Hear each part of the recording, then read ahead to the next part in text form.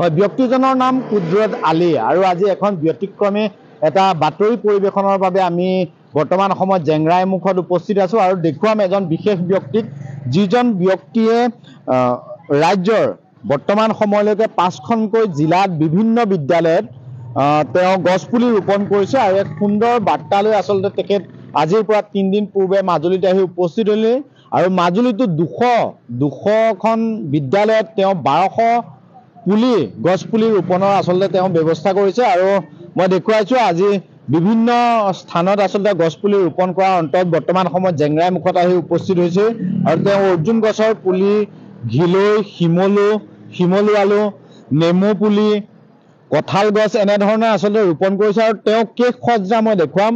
এজন সঁচাকৈ ব্যক্তিজনৰ এজন ব্যতিক্ৰম পৰিৱেশটো দেখুৱাইছো। তেখেত ওলাই আহিছে, তেখেতৰ ঘৰ হ'ল নগাঁৱত আৰু মাজুলীৰ বিভিন্ন স্থানলৈ আচলতে বিভিন্ন বিদ্যালয়লৈ তেওঁ যাব আৰু 1200কৈ পুলি ৰোপণ কৰিব বিদ্যালয়সমূহত। পোনে জানিবলৈ চেষ্টা কৰিম। কি ক'ব আচলতে আপোনাৰ ঘৰ ক'ত আৰু কি বাৰ্তা লৈ আপুনি বিদ্যালয়ে ঘূৰি ফুৰিছে? নমস্কাৰ, মোৰ ঘৰ নগাঁও মিছা। মোৰ নাম হ'ল কুদৰত আলী। মই এটা ডিষ্ট্ৰিক্টত মানে 200 স্কুলত মই গছপুলি দিওঁ। গোলাঘাট ডিষ্ট্ৰিক্ট 240টা দি দিলোঁ, যোৰহাট ডিষ্ট্ৰিক্টত 200 দিলোঁ, নগাঁও ডিষ্ট্ৰিক্টত 150 দিলোঁ। আপোনালোকৰ মাজুলীলৈ মই 2400 গছ পুলি আনিছোঁ। এটা স্কুলত 12খন পুলি, দৰৱ পুলি হয়। অৰ্জুন গছ, শিলিকা গছ, আমলখি গছ, গছ গছনিকেইটা চব ইয়াতে আছে। মই এটা স্কুলত 12টা পুলি ৰোপণ কৰোঁ। এইটো গছ গছনি, এইটো অৰ্জুন গছ হয়। এইটো হাড়যোৰা বুলি কয়, হাড় ভাঙিলে লগাই বুলি। এইটো পাহাৰীয়া অঞ্চলত পোৱা যায় হাড়যোৰা। তাৰপিছত এইখন আছে শগুনী লতা। এইটো আপোনালোকে হাবি বনত যোনটো আছে সেইটো বনৰীয়া হয়। এইটো অৰিজিনেল শগুনী, হিন্দীত কয় গিলৈ, অসমীয়া ভাষাত অমৰ লতা বুলি কয়, শগুনী লতা বুলি কয়। এইটো 100টা গুণ, সেইটো কাৰণে শগুনী লতা এইখন। তাৰপিছত এইখন হ'ল পাইলচৰ। এইটো পাহাৰীয়া অঞ্চলত পোৱা যায়, এইখিনিত আছে।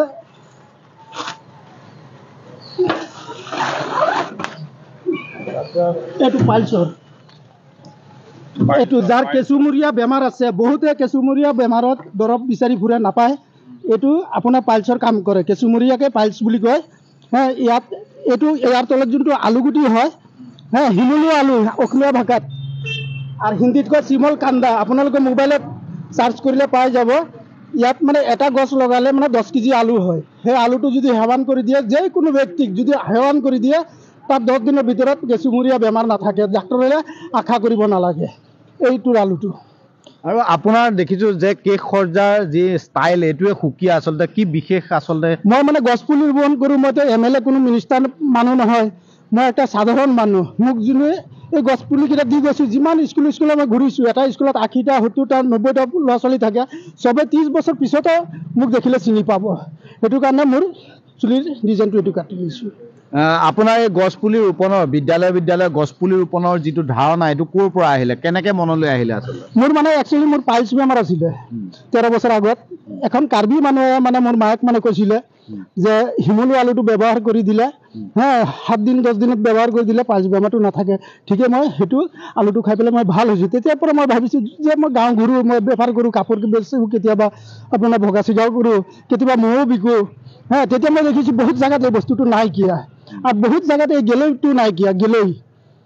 মই ভাবিছোঁ যদি এখন যদি স্কুলত যদি মই 3টা পুলি দি যাওঁ, গেলৈ পুলি আৰু পাইলছৰ, তাৰপিছত হাড়যোৰাটো, মানে যিকোনো ৰাইজৰ দৰকাৰ হ'লে মানে স্কুলত গৈ পাব।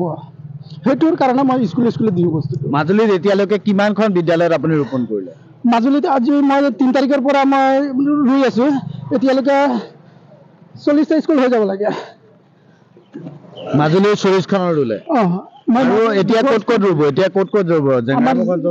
জেংৰাই মুখ এৰিয়াত আজি 15টা স্কুলৰ দিব পাৰিম। 15টা স্কুলৰ গছপুলি মই আজি লৈছোঁ। মোৰ গছপুলি ইয়াতে আছে। এইটো মাজুলীত মই ৰুই থৈছোঁ যে। আৰু যিসমূহ আপুনি যে গছপুলিসমূহ ৰোপণ কৰে, এই গছপুলিসমূহ ক্ৰয় কৰিব লগা হয়, আপোনাক কোনোবাই অনুদান হিচাপে কোনোবাই প্ৰদান কৰে নেকি? কোনোবাই আপোনাৰ ফাইনেন্সাৰ আছে নেকি? আজি মই গোলাঘাটত মই গছপুলি ৰুইছোঁ। আজি গোলাঘাট, যোৰহাট, নগাঁও ডিষ্ট্ৰিক্টত।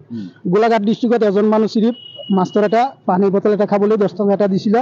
জেংৰাই মুখত এজন মাষ্টৰে আপোনাৰ পমুৱাৰ মাষ্টৰ হয় ফুলনি হাই ছেকেণ্ডেৰী তেখেতে 50 টকা মোক দিছিলে এই ক'ব পাৰিম ইমানকেইটা গছ পুলি লগাই মই এইটো সহায় পালোঁ মানে নিজৰ গাঁঠিৰ ধন আচলতে খৰচ কৰি আপুনি নিজৰ পইচা ইয়াত মই চব গছ পুলি যে মই কিনি আনিছোঁ যে ফৰেষ্ট নাৰ্চাৰী বোকাঘাটৰ পৰা আনিছোঁ আমাৰ নগাঁও মিছা বুলি কোৱা তেখেতৰ নাৰ্চাৰীৰ পৰা মই কিনি আনিছোঁ মোৰ ৰিচিপ্ট আছে আৰু চিভিল নাৰ্চাৰীৰ পৰা মই আনিছোঁ হয় আচলতে আমি তেখেতৰ মন্তব্য ল'বলৈ চেষ্টা কৰিলোঁ আৰু যিসমূহ বিদ্যালয়ত তেওঁ গছপুলি ৰোপণ কৰে সেই বিদ্যালয়সমূহে ইয়াতে এটা ৰিভিউ লিখি দিয়ে আৰু এইসমূহ বহি গোলাঘাট যোৰহাট নগাঁও আৰু পৰৱৰ্তী সময়ত যোৱা 3 তাৰিখৰ দিনা মাজুলীত তেওঁ প্ৰৱেশ কৰিছে মাজুলীত বৰ্তমান সময়লৈকে 50খনৰো অধিক বিদ্যালয়ত তেওঁ গছপুলি ৰোপণ কৰিছে তেওঁৰ মতো এটাই তেওঁৰ উদ্দেশ্য এটাই যে যিসমূহ ঔষধি গছ তেওঁ বিদ্যালয়সমূহত ৰোপণ কৰিছে আৰু এই ঔষধি গছসমূহ বিদ্যালয়সমূহত যদি থাকে জনসাধাৰণৰ উপকাৰ হ'ব আৰু সেই উদ্দেশ্যৰে সুদূৰ নগাঁৱৰ পৰা আহি মাজুলীত 200খন বিদ্যালয়ত তেওঁ ঔষধি গছপুলি ৰোপণৰ সিদ্ধান্ত গ্ৰহণ কৰিছে আৰু এই ধৰণে তেওঁ কেৱল মাজুলীৰে নহয় বৰ্তমান সময়লৈকে 5খন জিলাত তেখেতে 1200কৈ 12টা দৰৱ পুলি 1200খন বিদ্যালয়ত বৰ্তমান সময়লৈকে ৰোপণ কৰিছে আৰু অনাগত সময়তো ৰোপণ কৰি যাব বুলি কদ্ৰতালিয়ে আমাক জানিবলৈ দিছে আৰু তেওঁৰ দেশভূষাই কিছু সুকীয়া আমি সেই পৰিৱেশটো ইছান নিউজৰ প্ৰতিগৰাকী দৰ্শকক দেখুৱাবলৈ চেষ্টা কৰিলোঁ